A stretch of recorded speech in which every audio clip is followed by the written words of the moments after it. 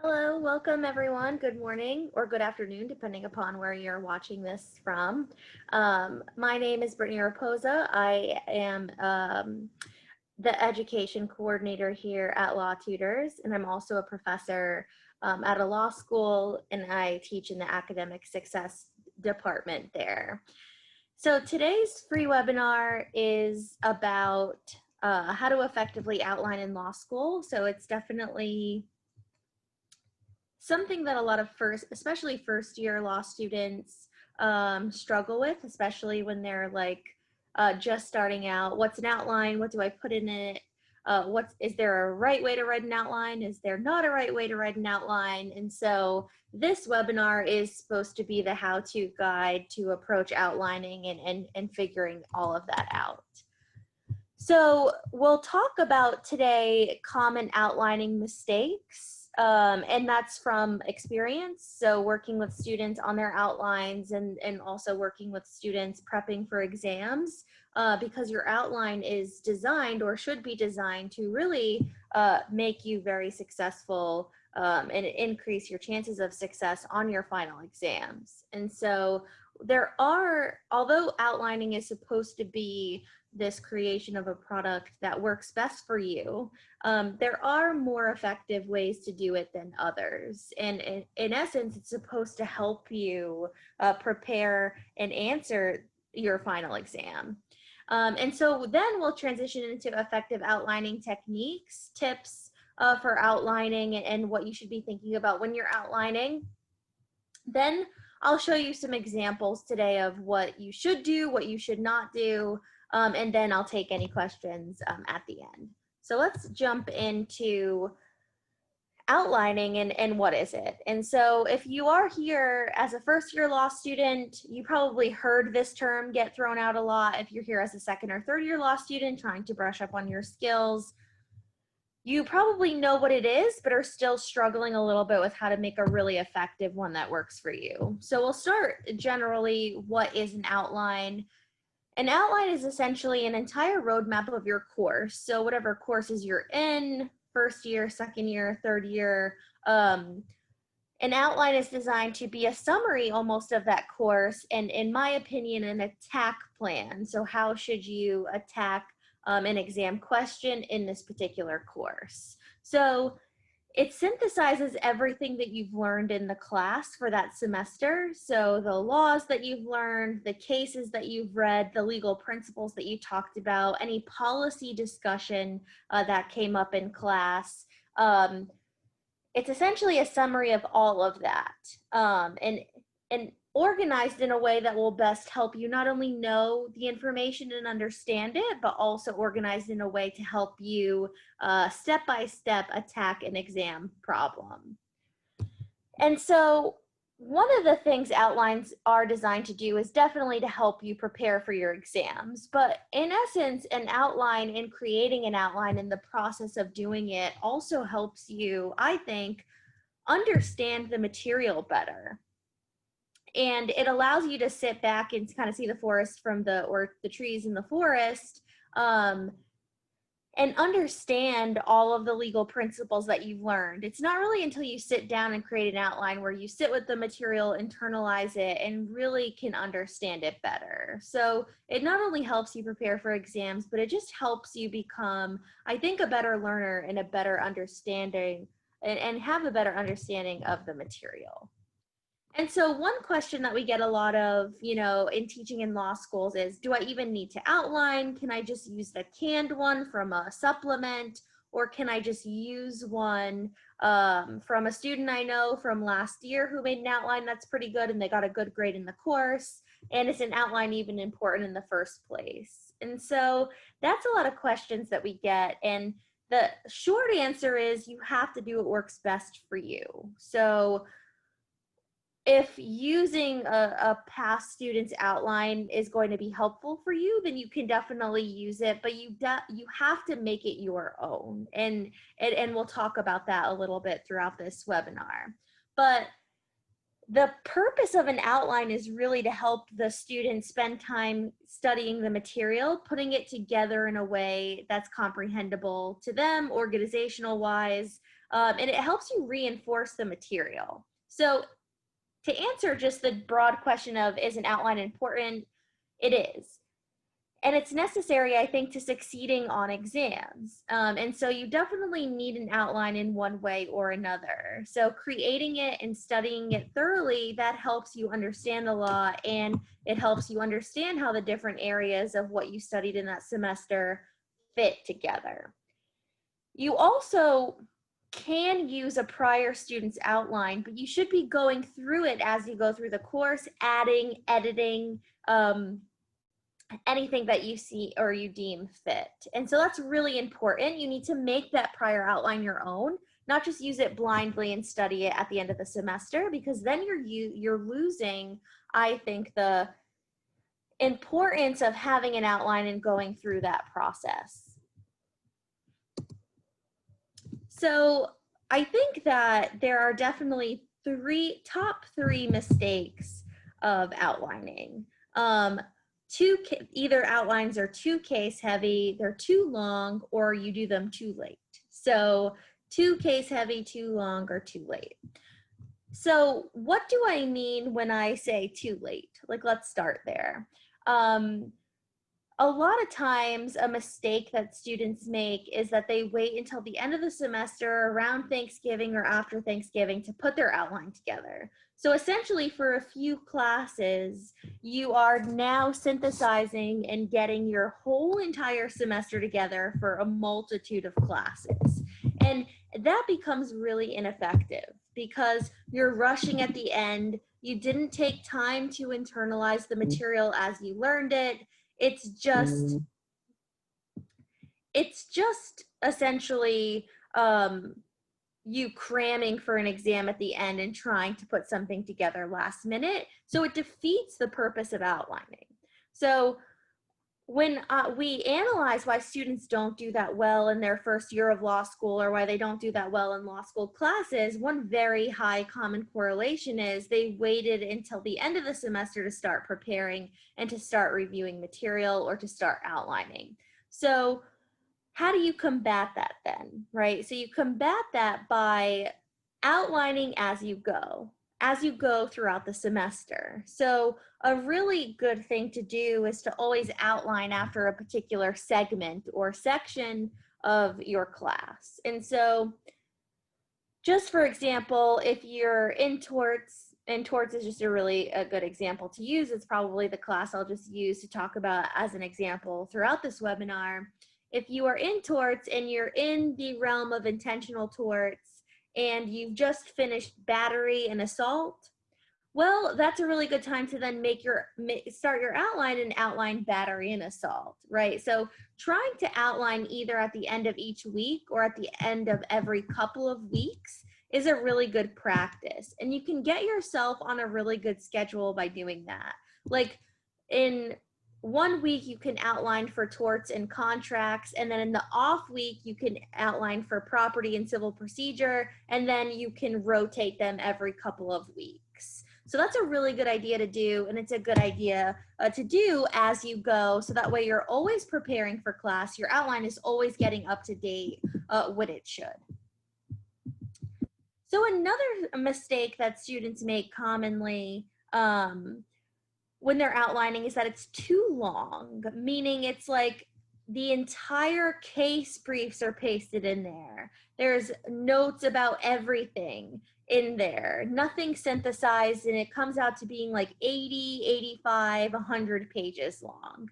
And so that's not really an outline, right? It's almost getting to be like a mini novel, or novella, if you will. And so I think that one of the things to always keep in mind is that you want an outline to be what it's supposed to design to be, an outline.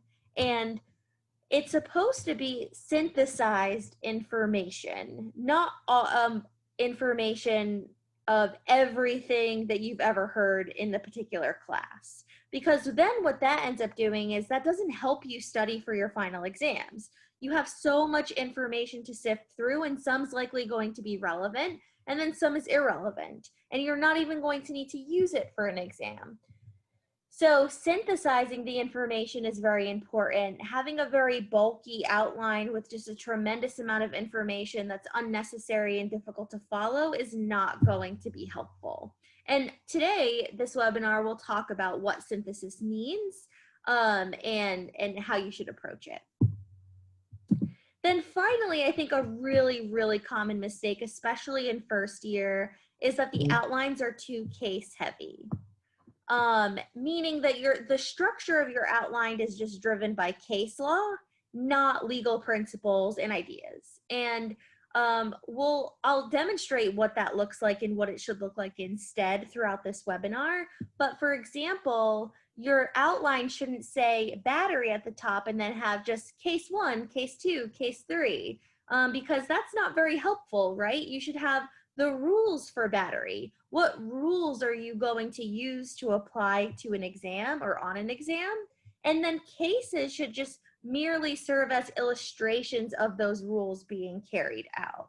So being too case heavy in an outline just only discussing cases is not going to help you on an exam. And I'll show you today the difference between what a case heavy outline looks like and then what an outline actually should look like and how it should use case law. So another thing that is, if we're still on the topic of mistakes, one very common trend or theme that we hear after someone completes their first year is, you know, I spent so much time preparing for class that it was hard to keep up with everything else, and it was hard to outline as I go because I was spending so much time prepping for class, spending hours and hours reading dense cases, trying to figure out what they mean, that I didn't really have time to devote to outlining or studying as much as I should have. And so and I took this quote from a student directly because it's something so common that we hear. I spend so much time trying to understand the law before class, and I was misunderstanding it. Then finally in class, I learned about what I read. So one of the tips for today is I'm definitely not sitting here telling you not to prepare for class and not to read, but I am telling you that you shouldn't spend so much time doing that, because at the end of the day, where the learning happens the most is in the class session when you're breaking down what the cases mean, or when you're or when your professor finally tells you what's important from a case or what the rule actually is. That if you kill yourself before class and really spend hours upon hours trying to figure that out ahead of time, that's time wasted that you can be spending on the learning stage, the sitting with the material after class, outlining, doing practice problems, right? So you can feel free to use resources like casebriefs.com or something similar to get a gist of what a case is before you read it. So that way you read it once, you can take your notes, and then you're not going to spend hours upon hours of trying to figure stuff out. You're just going to learn that information in class and then spend a lot of your time after class synthesizing it, sitting with it, outlining it, and really understanding the information. So class preparation and class time is interesting. I would spend less hours and less time in the prep phase, preparing, but not doing so overboard. So then that way you have more time in your schedule to do what comes after class, right? To do the synthesizing, to do the understanding, to do the practice problems that comes with that. And essentially, there are 3 steps to the outlining process. So 3 main steps. And that first step is preparing for class. So I'm definitely not sitting here telling you not to prepare for class and not read for class, because I am. That is an important process and step of this entire outlining process.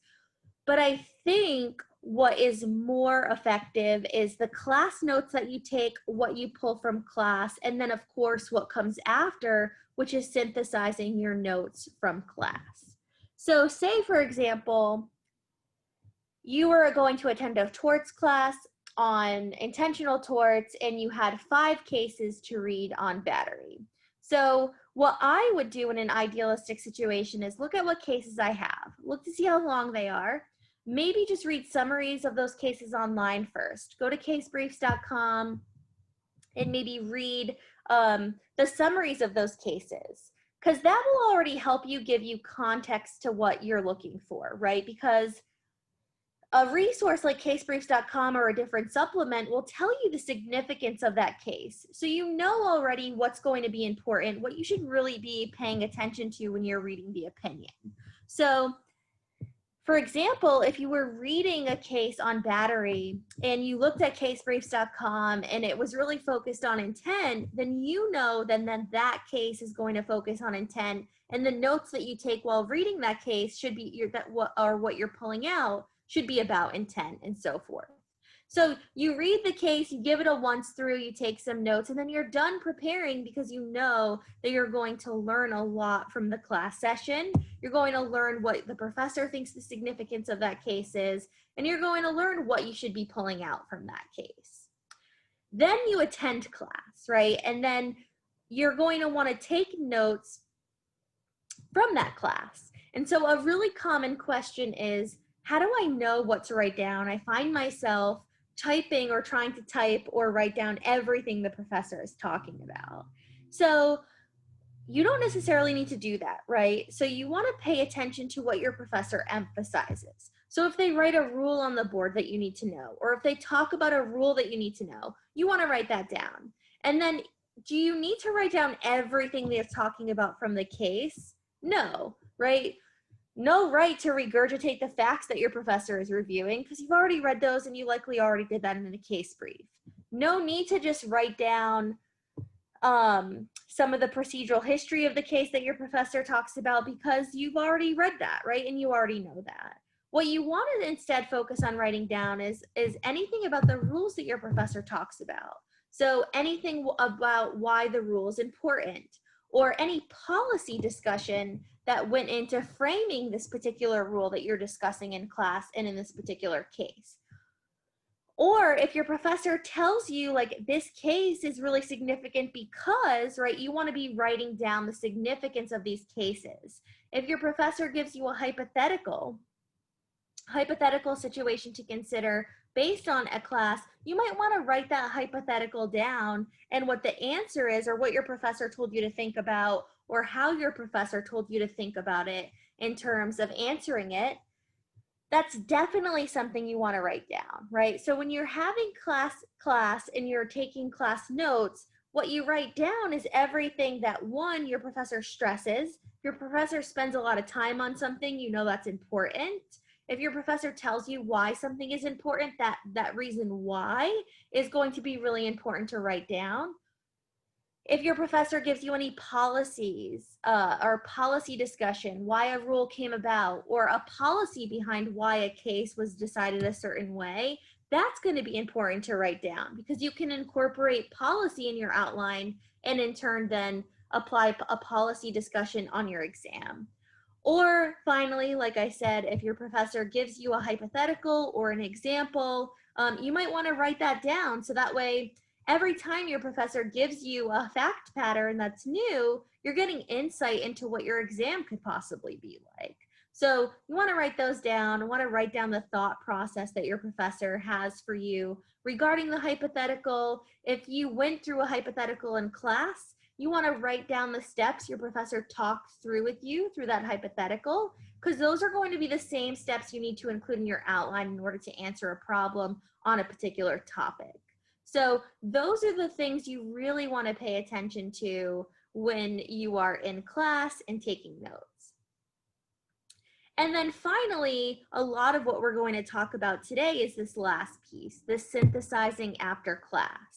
Taking the information that you've learned, taking the information that you have in your class notes, and then putting it all in one document in the form of an outline.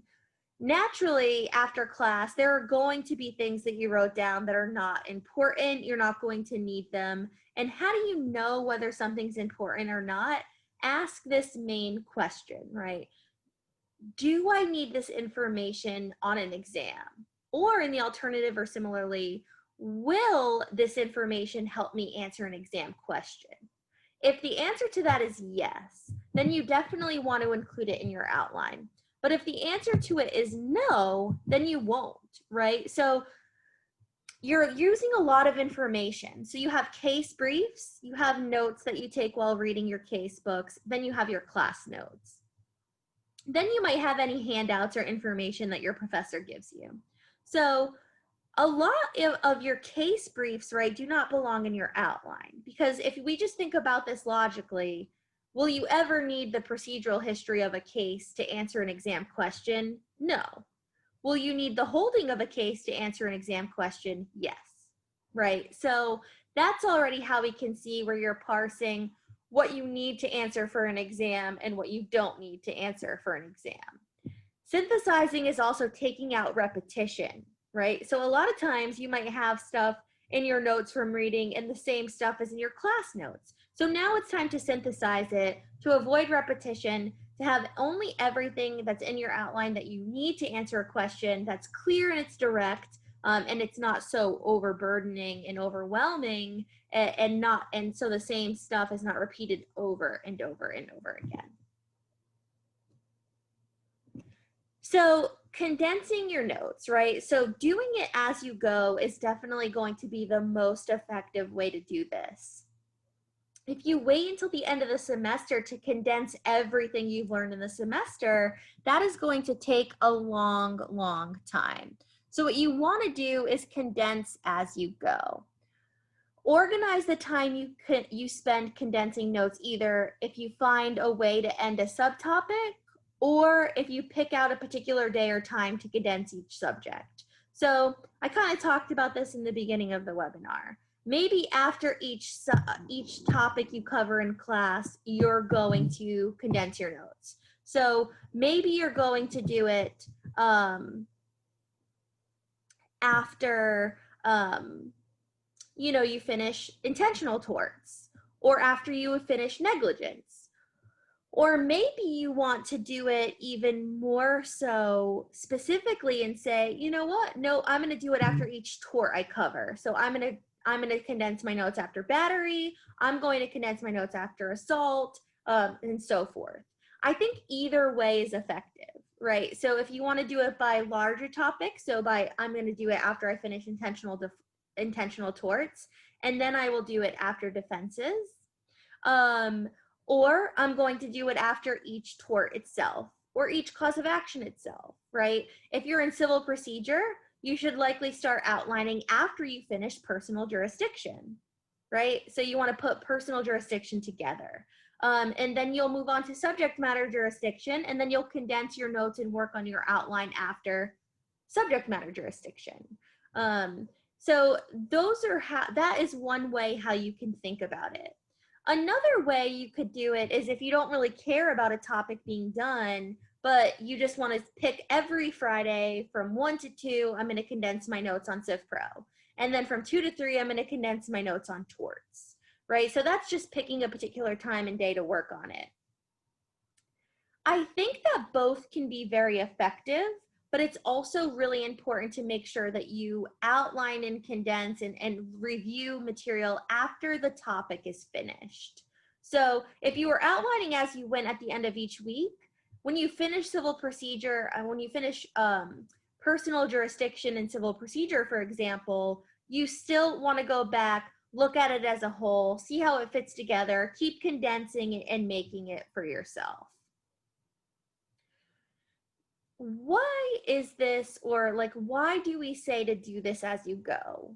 So one really good reason to do it as you go is because it allows you to constantly review the material. So naturally, by doing that, you will know it so much better come the end of the semester and won't have to worry about and stress about, wow, I have to kind of make sure I understand each topic and then memorize it, right? So you want to make sure that you're doing it as you go, so that way you're not going to be very overwhelmed and frustrated and stressed out at the end of the semester when you have to do it all for the first time.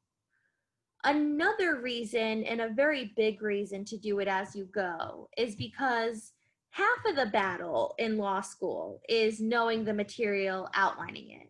But the second half of the battle, which is what our next free webinar is about, is answering practice questions and making sure you're doing a lot of practice before you walk into this exam. So if you didn't leave yourself enough time to do that in the semester, then you won't be able to do many practice problems before the exam. And then the first time that you're seeing a hypothetical and actually answering something will be the day of your exam. And when students do that, they tend to not get as good of grades as students who practice problems and do practice exams before they actually take the exam, because they already had the experience of doing it. They're already practicing their outlining, issue spotting, and that's something that you want to be able to do in order to be successful on your exams. So doing this as you go and condensing as you go will only help give you more time to do that.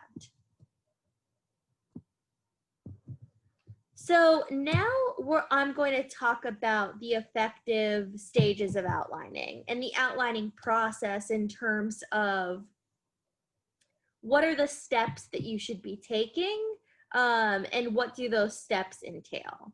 So there are 5 stages of the outlining process. First one, like we already talked about, preparing for class.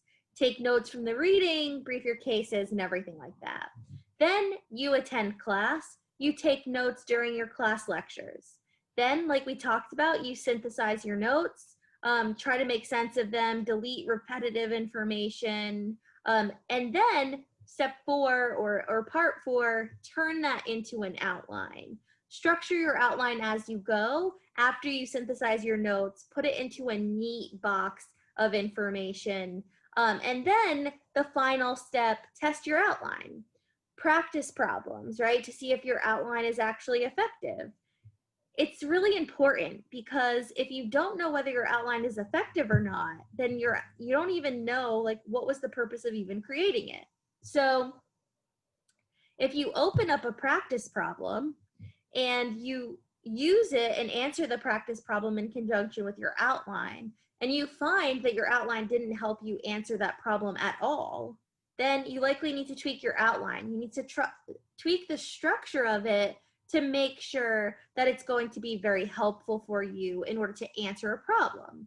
If you found that your outline really did help you answer a problem, it took you through all of the steps, it was really organized in a way that allowed you to attack a particular area, then you're doing a good job and you know your outline is effective.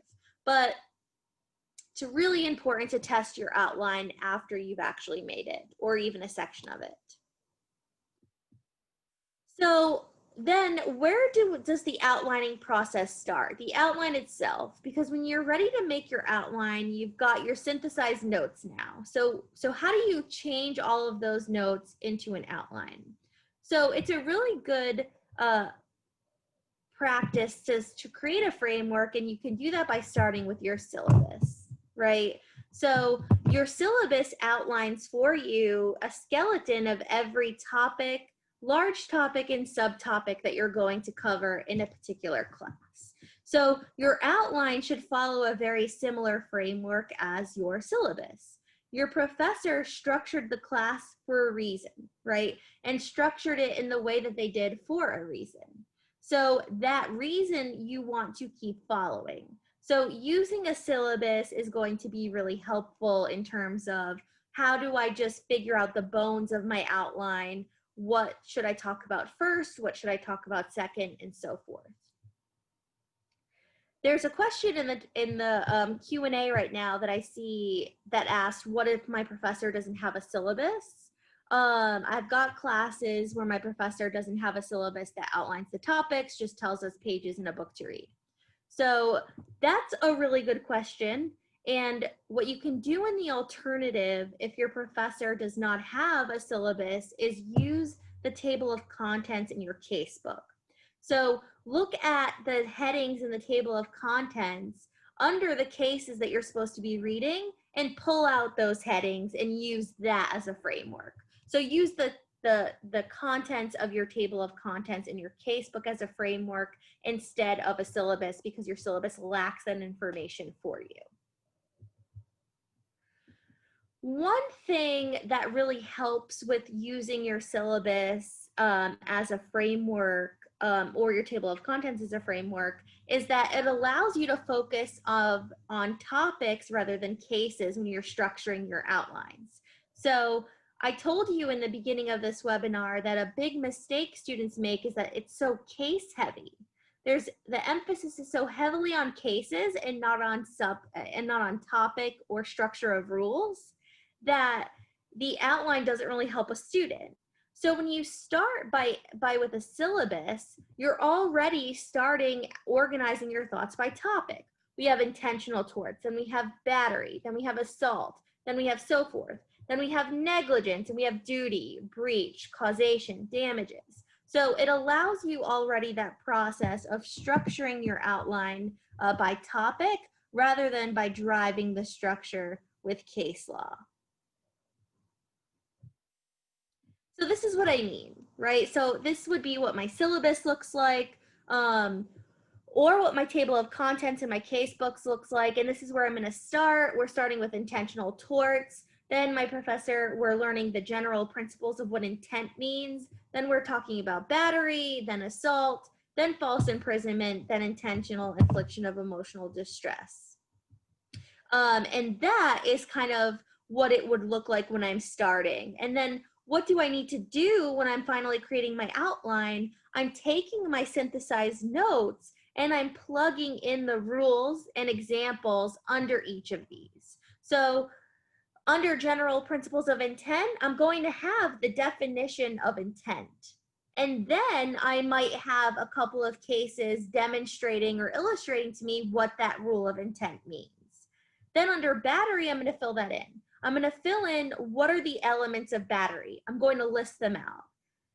Then I'm going to define those elements of battery. And then I'm just going to use cases to illustrate what those elements of battery actually mean, right? And then I'm going to do that for every topic.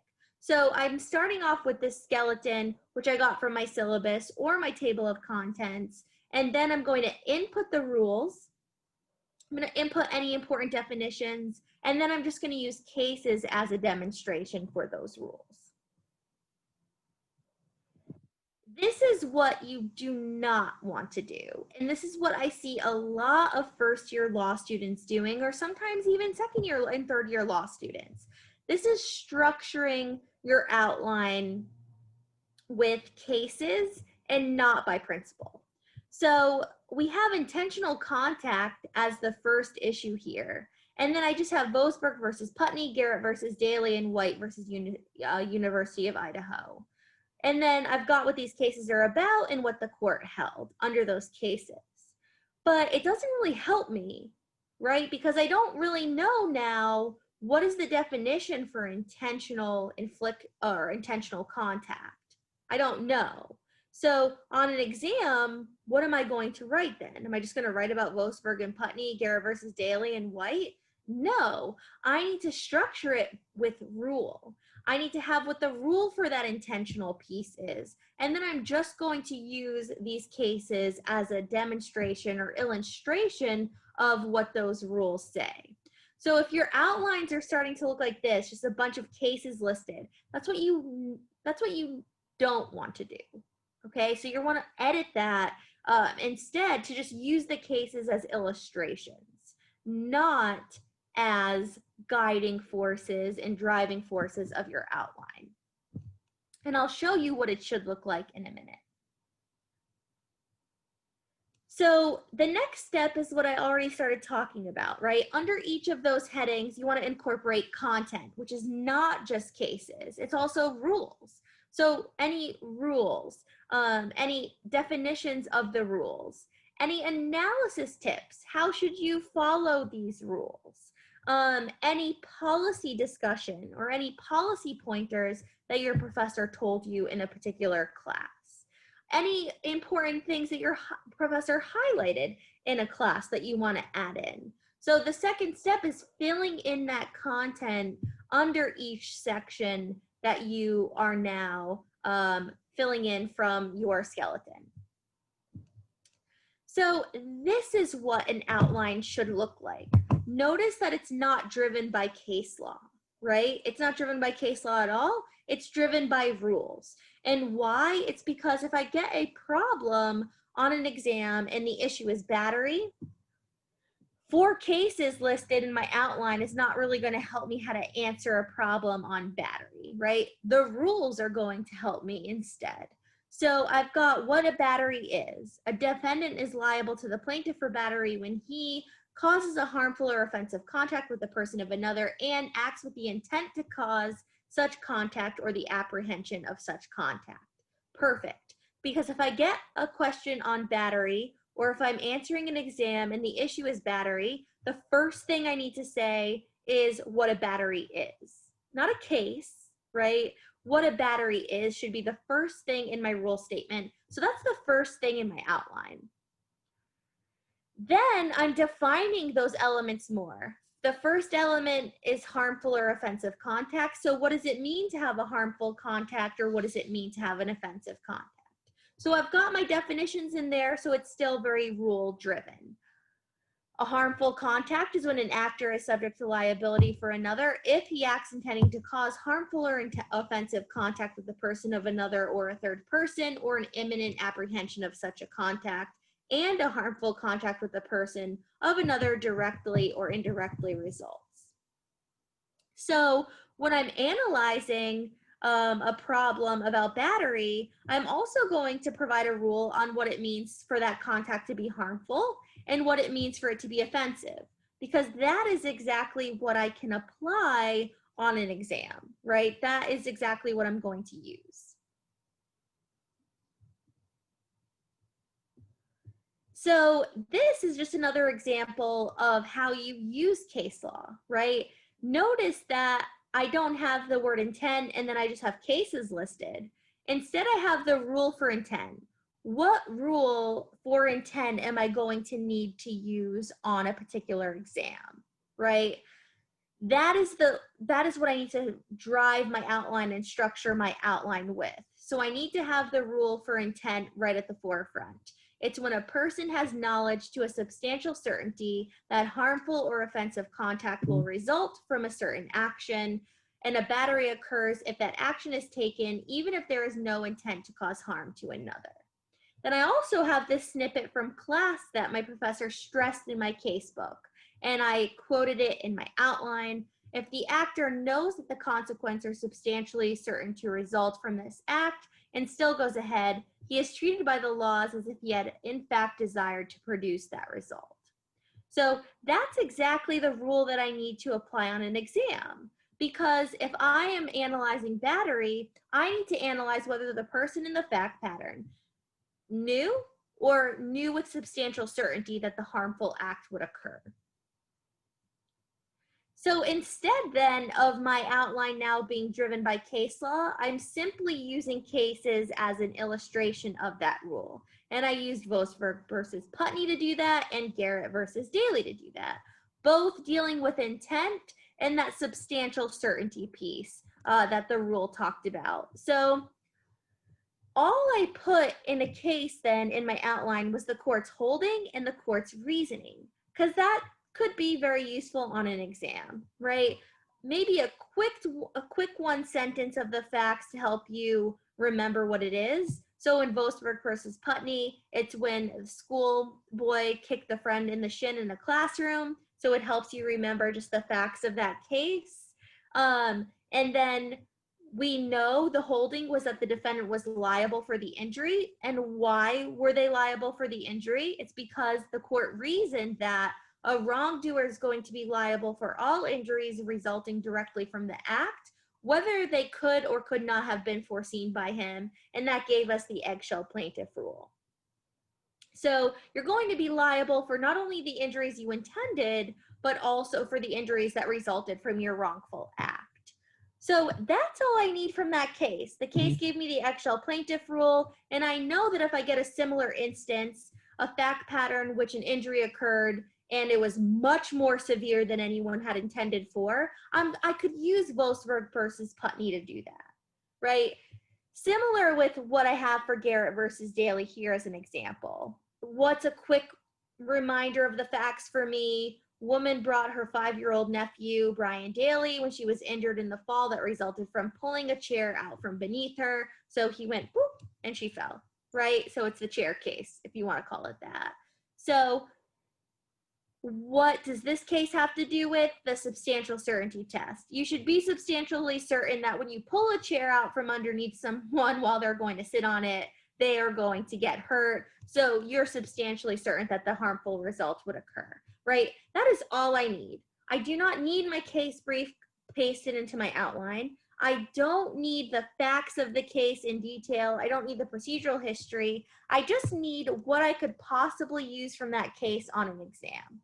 So from Boasberg versus Putney, like I said, I can use on an exam the eggshell plaintiff rule. And then from Garrett versus Daly, I can use that as an example of when someone would be substantially certain something or a harmful result would occur, then giving them the intent to act.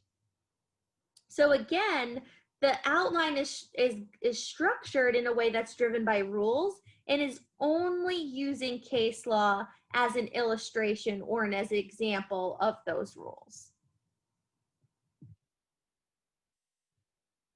So as you finish outlining each topic, this is step 3, it's important to keep going through what you've already done, keep synthesizing it.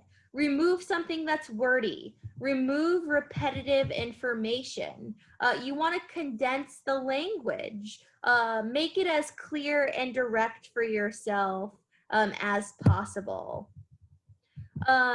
It also, in my opinion, is healthy or good to keep that long version of your outline somewhere. And as you edit it, right, just edit it and maybe make a duplicate. So that way you have the long version in case you ever need it.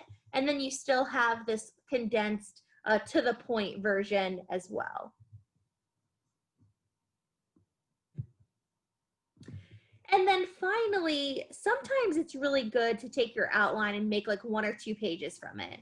What are the elements that I need to know for this whole class? Or what are the really important rules I need to know for this entire class? And put it all on 1 page or, just a few pages.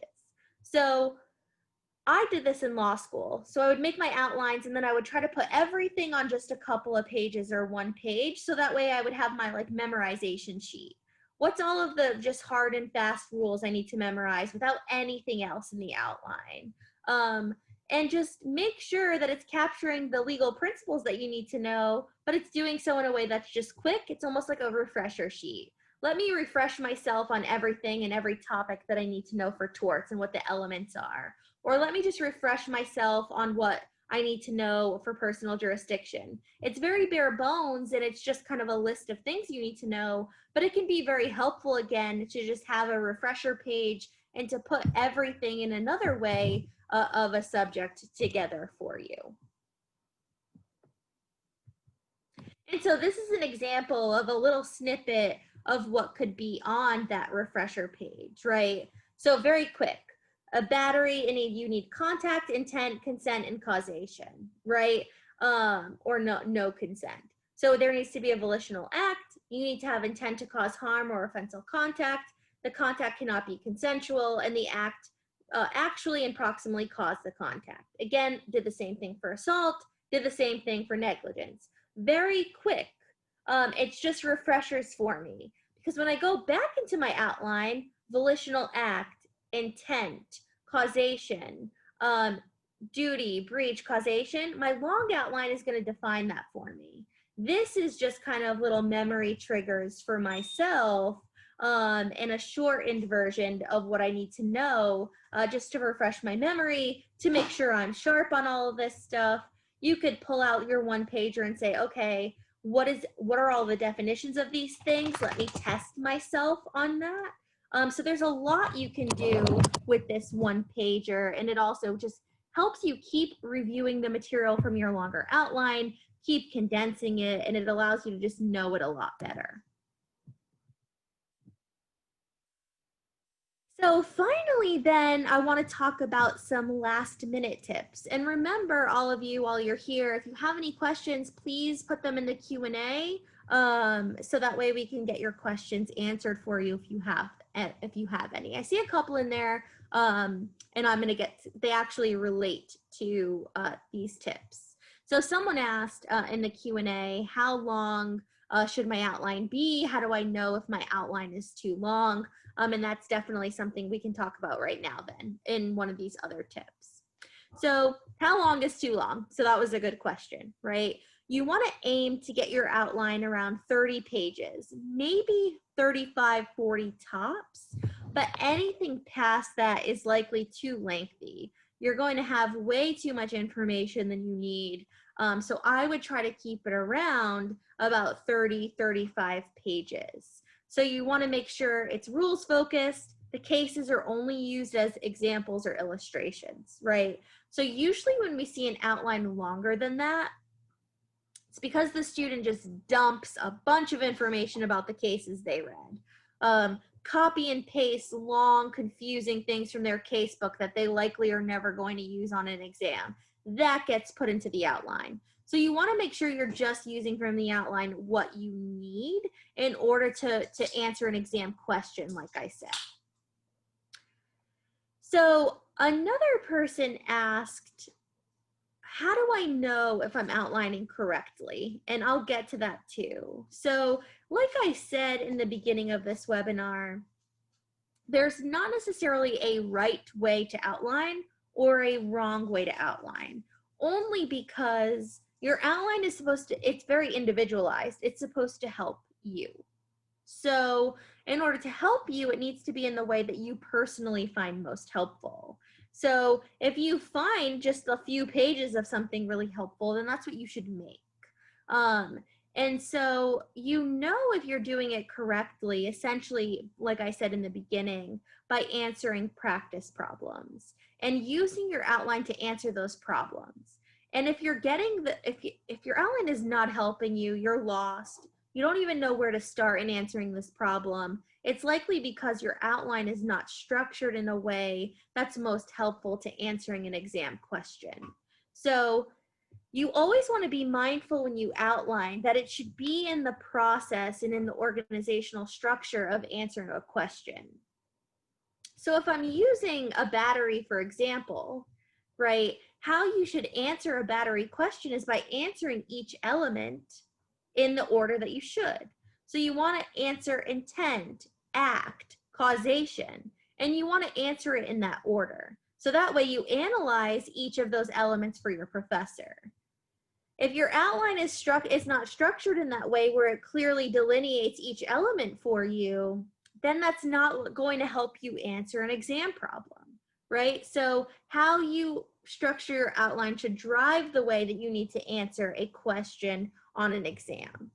I can also use civil procedure as an example, right? So if I have personal jurisdiction and my outline just has a bunch of cases and a bunch of rules that we talked about in class without any structure, it's probably not going to help you answer a question. So instead, personal jurisdiction should be organized in the way you would attack a problem. So the first thing I'm going to have then maybe in my outline is a long arm statute, what a long arm statute is, what a long arm statute means. Then I'm going to have the due process considerations, minimum contacts, and then fairness, because that's exactly how you should approach a problem. First thing when you're answering a personal jurisdiction problem is you should acknowledge and talk about the state's long arm statute. Then you should analyze whether it complies with due process. So you're going to be talking about minimum contacts and fairness, right? So it clearly delineated for me in my outline the steps I need to take to answer a problem. That's exactly how your outline should be structured, in the steps it would take for you to answer a particular problem. And then you want to remember to not just stop at outlining, right? You don't just want to outline and then read it over and over and over and over again and say, okay, I'm done. That your outline is also supposed to be used to help you do practice problems. You want to answer a lot of practice problems before your final exam. because when you take the final, you will already have issue spotted practiced a lot, right? So much issue spotting practice. You had practice of writing rules, you had practice of applying a lot of facts in your analysis, and you want the final exam to be just another moment of doing that, right? Just another practice problem, except this one counts, essentially. And so doing practice problems and using your outline to do that is going to be something you definitely want to do. And doing practice problems and looking at sample answers can also really help you edit and restructure your outline. Say you had an outline on personal jurisdiction and you did a practice problem and you look at the sample answer and you said, wow, my outline isn't really set up in that same way the sample answer went through a personal jurisdiction problem. So let me go back to my outline and then tweak it, right? I'm gonna tweak the structure in the order I put stuff in. And I'm gonna just quickly put steps. When I have a personal jurisdiction problem, I'm going to do step 1, step 2, step 3, step 4, because this sample answer taught me how to do that, and that information is valuable, and I want to put that into my outline. So don't just stop at outlining, because your outlining can always revolve, and you want to adapt your outline to the issues that you've learned when doing and reviewing practice problems. So I want to stop here, right, and just make sure that I'm answering any questions that anyone has. I'm going to open the Q&A. So I'm going to give you a minute or so if you want to ask any questions. Please type them in the chat or in the Q&A box for the question and answer period.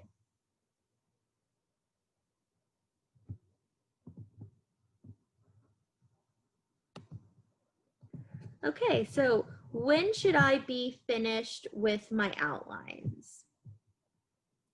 That question, the answer to that question depends. It depends on when you're finished with that class. So in an ideal world, if your last week of classes, at the end of that week, you would just add the last information from the last couple of classes you had, and then you're done. So you don't have to spend your study period or your reading period or whatever that study period that your law school gives you to study for final exams. You don't have to spend it outlining, it's already done. You can spend reviewing that outline and doing practice problems instead and applying the law, right? So ideally you would do it as you go, and at the end of the semester, you'd only have a couple of classes to add in, and then you're done. And then when you're studying for exams, you're studying off of the outline and you're doing practice problems, and that's what you want to be focused on.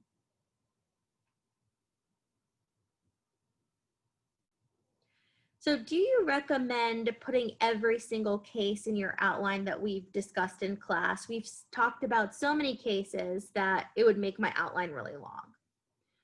So that's a really good question. I am of the opinion that you don't need to put every single case that you've discussed in class.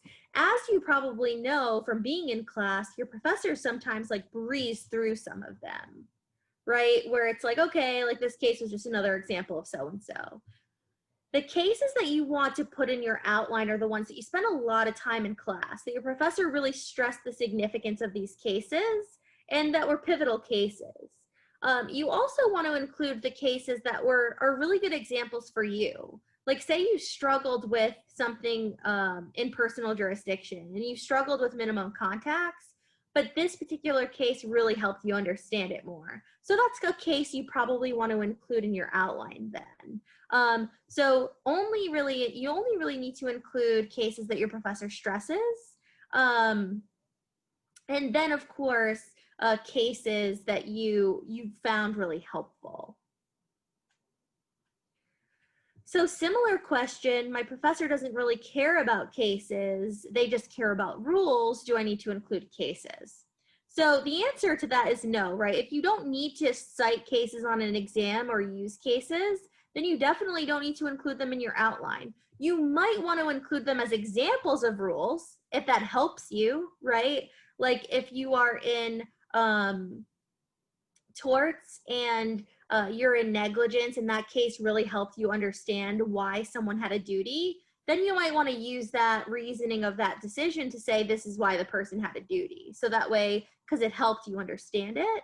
But if you want your outline just to be driven by rules, because that's all your professor wants you to use, you can absolutely do that. So not only is the outlining process, does it need to be tailored to you as an individual, but it also needs to obviously include what your professor wants you to talk about on an exam and how your professor thinks that you should answer an exam. So you need to take both of those things, I think, into consideration when outlining. Cool, it looks like that's all of the questions. Someone said thank you, so no thank you.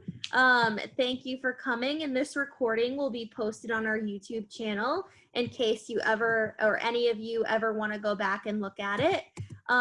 Also keep in mind that we've got another one coming up on November 7th, a free webinar. We're going to walk you step by step through how to write an exam answer and an essay on an exam, and how you should approach that, how we want to see rule statements written, how we want to see essays organized, how you should write an analysis, and so forth. So thank you all so much for coming. We hope to see you back on November 7th. And good luck outlining, and good luck in your classes, and we hope to see you soon.